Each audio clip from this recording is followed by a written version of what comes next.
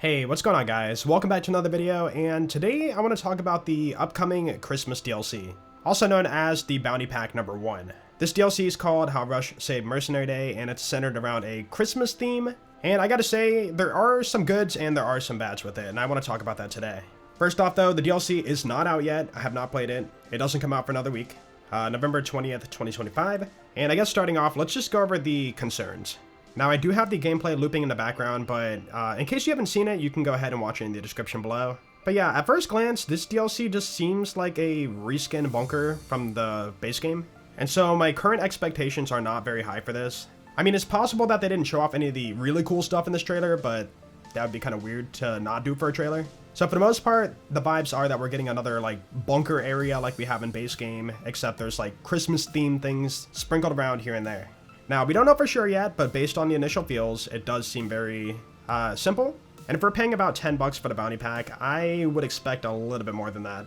Right now on Steam, the bounty pack bundle is 40 bucks, and it comes with 4 bounty packs, with this being one of them. So 40 divided by 4, 10 bucks per bounty pack. And then to add to it, we did see at the end of the trailer that we are getting a boss, and the boss seems to be one of the warden type enemies in the game, the Order faction. So it's not exactly something new. I mean, mechanically, he might be different. There might be like different attacks and whatnot we can dodge. But visually, it's not really looking too fresh. So yeah, those are my main concerns for this DLC coming up. I'm hoping it's more than it seems, but I'm not going to hold my breath to it. Going back to Borderlands 2, like we got the Mercenary Day DLC for that game, the Headhunter pack. And it was said on Twitter that these bounty packs are similar in size to a Headhunter from Borderlands 2. Now I'm going to try my best to keep this completely unbiased. I'm taking off my nostalgia glasses. But the Borderlands 2 Mercenary Day Headhunter pack had new enemies, the snowmen, right? The Yetis, I mean, they were reskinned Bullymongs, right? They just had horns or whatever. So to be fair, that was a reskin, just like we had for this bounty pack coming up with the Order enemies, right? We had one big mission for it with one side mission. The main mission was good. The side mission was pretty lackluster. You deliver presents, fight a few like loader bots, which are reskins, and then that's the mission. You got a big boss fight, Tender Snowflake, that was awesome. New enemy, new mechanics, loved it. You can't forget, you had a whole entire new map that was completely different from like the base game. And then at the very end, you had a big loot chest farm, which is repeatable, really fun. So it had a lot of good and then a little bit of meh kind of stuff in it, the reskin stuff. Oh, and you can't forget, it's just a one-time mission, you can't repeat it. So after you beat it, it's just farm snowman, get your loot chest.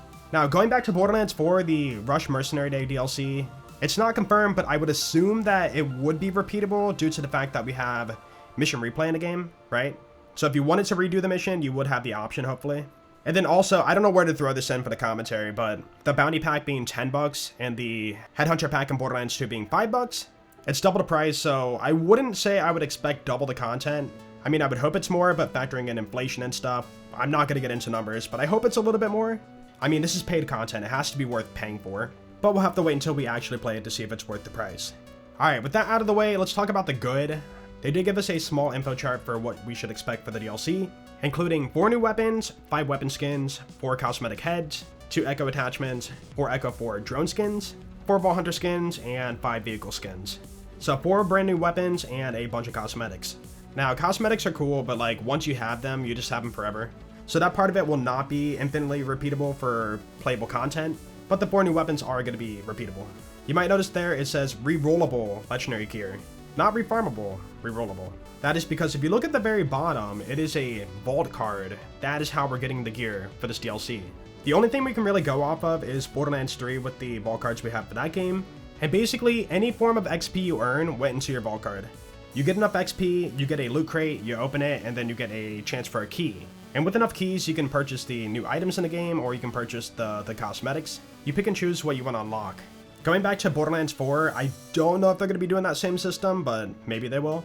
If that's the case, you get XP in the game, you unlock your new items, and then that's the gameplay loop. Now, we don't know if they're going to take a different approach on this. I would assume they would to like differentiate it from BL3. So maybe you have to earn XP within the DLC itself, like not in the base game. And then from there, you can like, purchase your items in game. One thing I did notice during the trailer was that the enemies were dropping presents. We don't know if that was part of the mission itself that they were on, or if that's going to be like maybe the currency for vault cards. It's hard to say at the moment. It also begs the question that when we kill this final boss in this DLC, do they also have a chance to drop the legendary items too? Because I mean, if we're getting it through the vault card, then what would the final boss drop?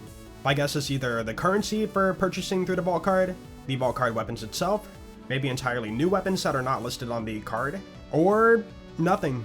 Maybe it's just, you know, a boss and that's it. We don't know. Either way, we have known that the vault card system is returning, and if it ends up like the way that Borderlands 3 did the vault cards, then I think it's cool to earn extra loot even if you're max level. That is if natural XP feeds into the vault card. Anyways, I think that's pretty much all I wanted to talk about today. Right now, I'm not too excited for the vault card after what they've shown for it, but I am really hoping it's more than what it seems. In fact, I can't remember where, but when they first showed this trailer, I was like watching somebody's stream on Twitch. Take this with a grain of salt, I promise it happened. I don't have proof because I can't find it. But somebody from Gearbox, I think it was one of the artists, I can't remember their name though. They showed up in somebody's stream and, you know, chatted casually for a bit.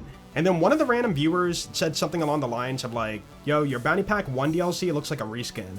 And then this Gearbox employee said, you really think we would do that? Question mark. That was it. Again, I can't find the source of it. I tried looking for it. I don't remember whose stream I was watching because I was watching so many BL4 streams when the game, you know, first came out. And then it doesn't help that I don't remember who the guy was. But I promise you it did happen, but again, I don't have proof. Can't find it. So with that in mind, I am a tiny bit more hopeful for this DLC, like just a slight little bit more. It's possible this teaser trailer was just like, you know, the tip of the iceberg, like they didn't show anything. It was just a teaser trailer and there's much more beef in it. But again, we'll have to wait and see. So yeah, I am going to play the DLC when it drops and let you guys know my thoughts on it after I play it. I'm hoping it's good and worth the money. Because right now, we're all on edge waiting for content to come out for Borderlands 4. And after the Halloween event, a lot of us have been very let down. But that was a free event. This is paid content. Hopefully it's better. Alright, one more thing before I go. I've been staring at this picture for too long. Bro, does this not look like maybe the Herald? Like it's black and yellow. It's got a double barrel at the front, just like the Herald in BL2. It's a pistol. It looks like Torg. I mean, it has a little motor thing on the side. You know what? I'm calling it. I'm calling it right now. It's the Herald. That is my prediction. As for the other stuff, I have no idea. But we'll find out very, very soon. Anyways, thank you guys for hanging out today. Let me know below what you guys think about the upcoming Bounty Pack 1. Are you excited for it? Are you concerned? Leave your thoughts in the comments below. Have a great day, guys, and I will see you in the next video. Peace out.